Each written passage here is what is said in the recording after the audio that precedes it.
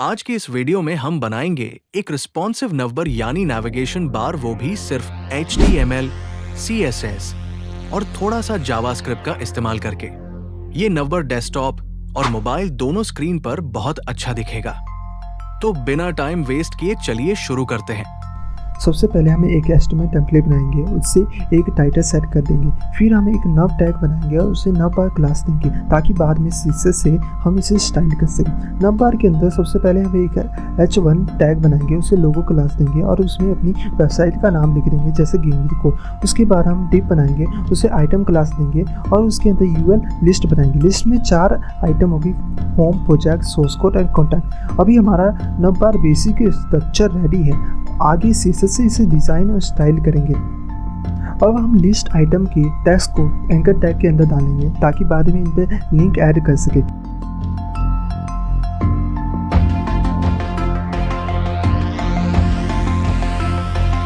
फिर हम एक नया CSS फाइल command.css बनाएंगे, उसे HTML फाइल से लिंक कर देंगे। command.css बेसिकली यूटिलिटी फाइल होगी जिसमें रिपीट होने वाली क्लासेस होगी, जैसे display flag, justify contact, space between वगैरह। इनमें हमारा कोड क्लीन और मेंटेनेबल रहेगा। तो चलिए सबसे पहले command.css बना लेते हैं, फिर अगले स्टेप में मिलते हैं।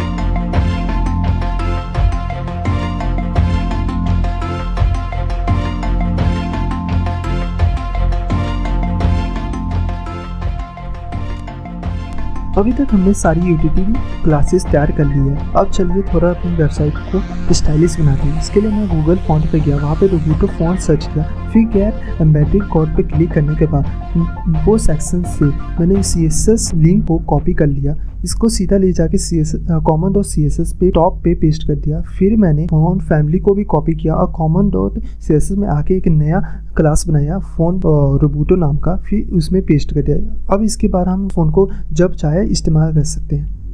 अब चलिए थोड़ा नंबर को भी सेव देते हैं। मैंने नंबर क्लास को display flex, justify content, specificity, अलाई आइटम, सेंटर पोजीशन, रिलेटिव दिया। अगर आप इसे ब्राउजर में देखेंगे तो नंबर एक लाइन में सेट दिखेगा। अब मैंने H1 टैग में भी रूबूटो फॉन्ट अप्लाई कर दिया ताकि लोगों का टेक्स्ट स्टाइलिश दिखे। फिर मैंने आइटम कंटेनर में भी margin left 10 pixel, display flags और फॉन्ट रूबूटो की क्लास दी थी ताकि मेन्यू आइटम भी एक लाइन में और अच्छे फॉन्ट में दिखे।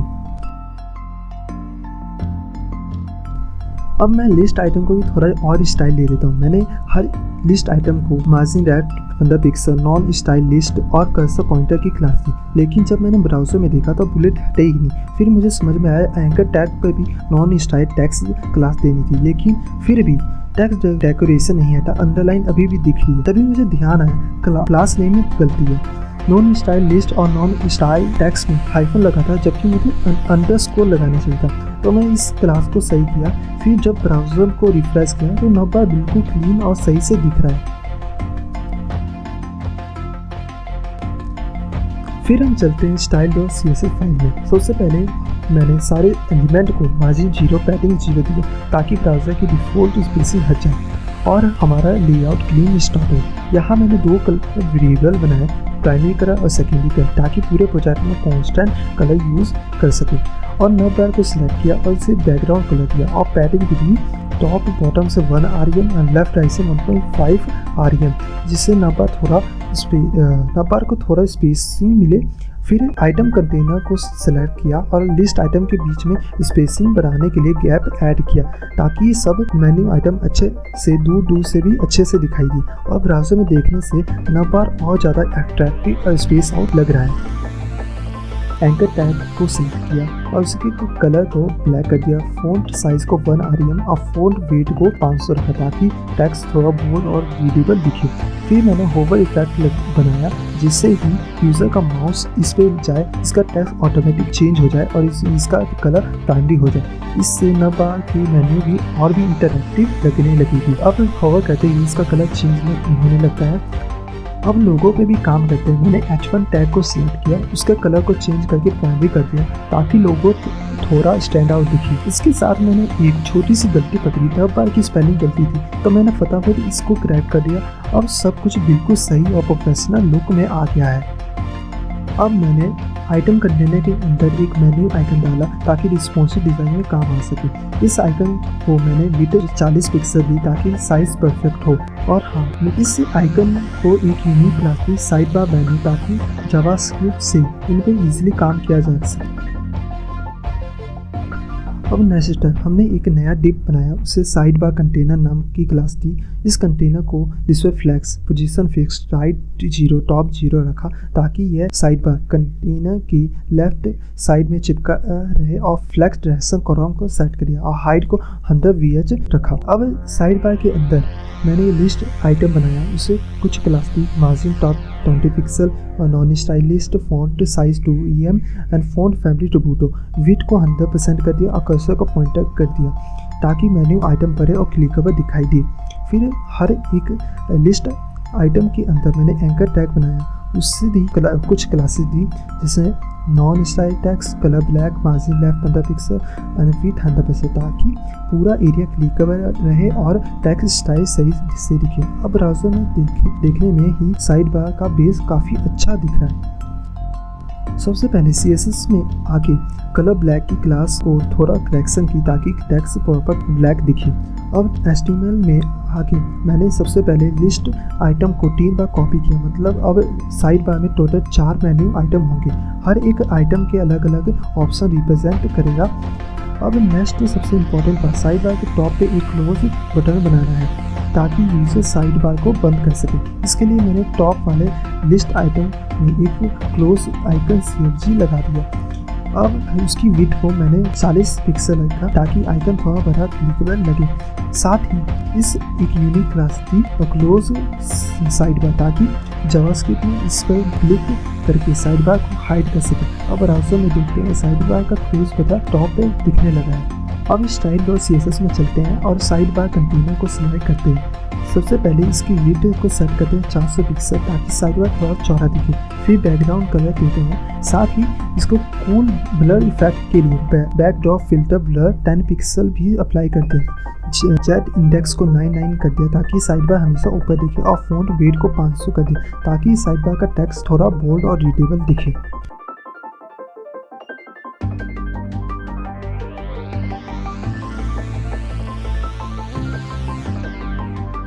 मैंने साइड बार मेन्यू आइकन को सिलेक्ट किया और उसे CSS में डिस्प्ले नन कर दिया ताकि बाय डिफॉल्ट डेस्कटॉप व्यू में वो हाइड रहे। फिर नवबार को लिस्ट आइकन को मैंने एक नई क्लास दी, हाइड नवबार, ताकि फ्यूचर में मैं मीडिया क्वेरी से इसे इजीली हाइड या शो कर सकूं।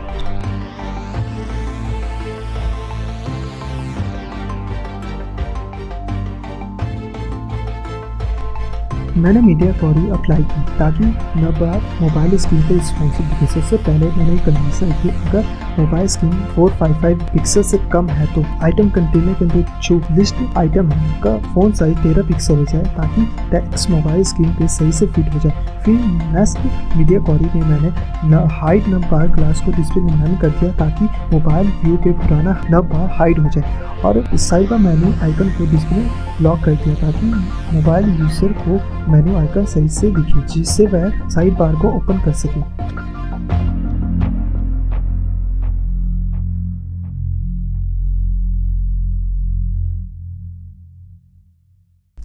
मैंने मीडिया क्वालिटी की मैक्स विड्थ 800 पिक्सल कर दिया ताकि थोड़ी बड़ी स्क्रीन पे भी डिज़ाइन रिस्पॉन्सिव दिखे। फिर मैंने साइड बार कंटेनर को सिलेक्ट किया, उसकी विड्थ को 250 पिक्सल कर दिया, फ़ॉन्ट साइज़ को 12 पिक्सल कर दिया ताकि मोबाइल या टैबलेट व्यू में साइड बार कॉम्पैक्ट और रीडेबल दिखे। अब जब ब्राउज़र में विड्थ कम कर रहा हूँ, बिल्कुल परफेक्ट काम कर रहा है। हमें जावास्क्रिप्ट फाइल को HTML से लिंक करना है ताकि हम साइड बार को ओपन या क्लोज कर सकें। HTML के एंड में हम जावास्क्रिप्ट फाइल को लिंक कर देंगे और जावास्क्रिप्ट लिखना स्टार्ट करेंगे। सबसे पहले मैंने साइड बार मेन्यू आइकन को सिलेक्ट किया बाय ID क्लास से। फिर मैंने साइड बार कंटेनर को सिलेक्ट किया क्वेरी सेलेक्टर से क्योंकि वो क्लास है, और क्लोज बटन को भी सिलेक्ट किया ID से। अब साइड बार मेन्यू पे ऐड इवेंट लिसन लगाते हैं, जिससे जब यूज़र इस पर क्लिक करे तो हमें पता चल जाए।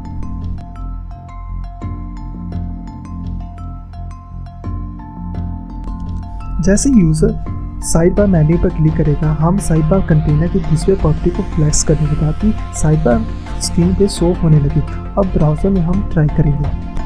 अब हम क्लोज साइड बार बटन पर भी एक क्लिक इवेंट लगाते हैं। जैसे यूज़र क्लोज आइकन पर क्लिक करेगा, हम साइड बार कंटेनर की डिस्प्ले नन कर देंगे ताकि साइड बार स्क्रीन से हाइड हो जाए। अब ब्राउज़र में हम इसे चेक करेंगे।